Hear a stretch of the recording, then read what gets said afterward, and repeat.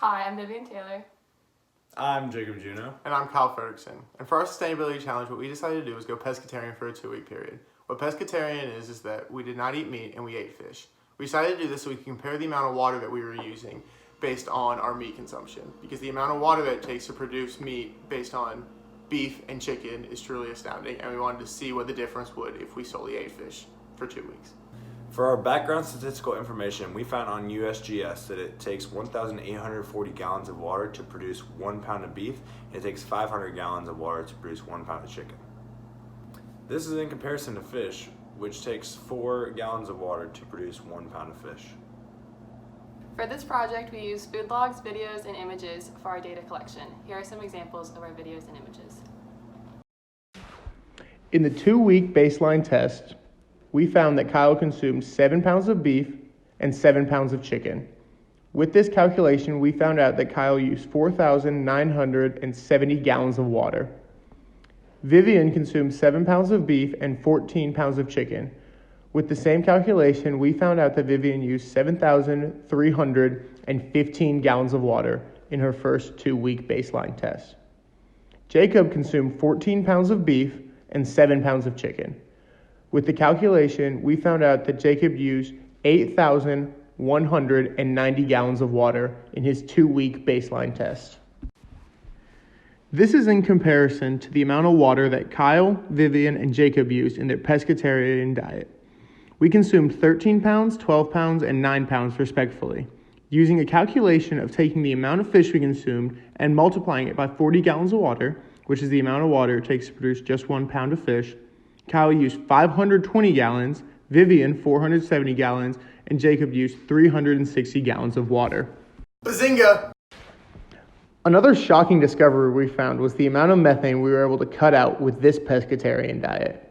We did some research and found out that according to Time for Change, the average 1,000-pound steer produces 95 kilograms of methane. Shocking, I know. With our baseline test, we average eating 28 pounds of meat in our 2-week period. According to the Oklahoma Department of Agriculture, Food, and Forestry, the average 1,000-pound cow produces 610 pounds of edible beef. With some calculations shown on screen, one person in 1 week produces 2.18 kilograms of methane. We multiplied this by the number of people in our group and the amount of weeks we did this project.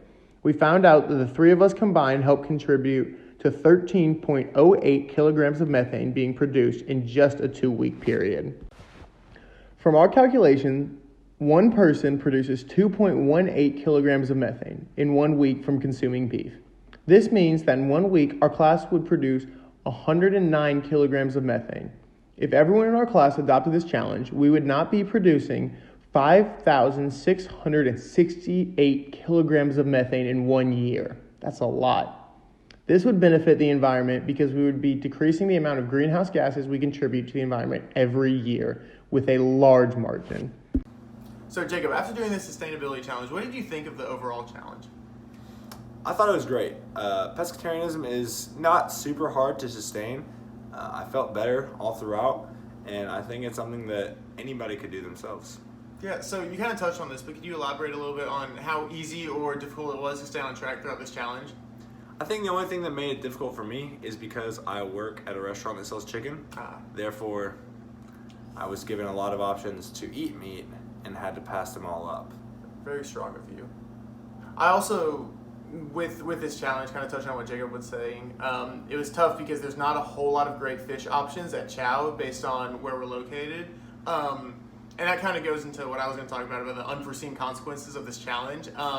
Based on us not living near a source that fish or shrimp or pescatarian options are local, it makes the price of this challenge a little more expensive because having to ship them in, having to get everything to Dahlonega made it a little more difficult for us.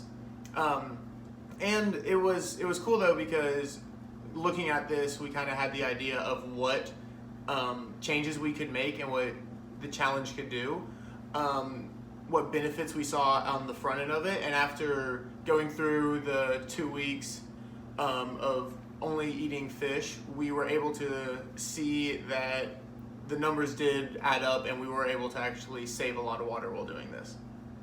So Vivian, do you plan to incorporate this lifestyle change permanently? And why or why not? Yes, we will definitely try to incorporate this lifestyle as much as possible, and because it was a really easy way to become more sustainable. Do you encourage others to make the same change? Why or why not? Yes, we do encourage others to make the same change because overall it was not that hard, and again, a good way to become more sustainable. Also, if more people start doing this, they can realize how easy it is to change their eating habits and might take further steps to become vegetarian or vegan.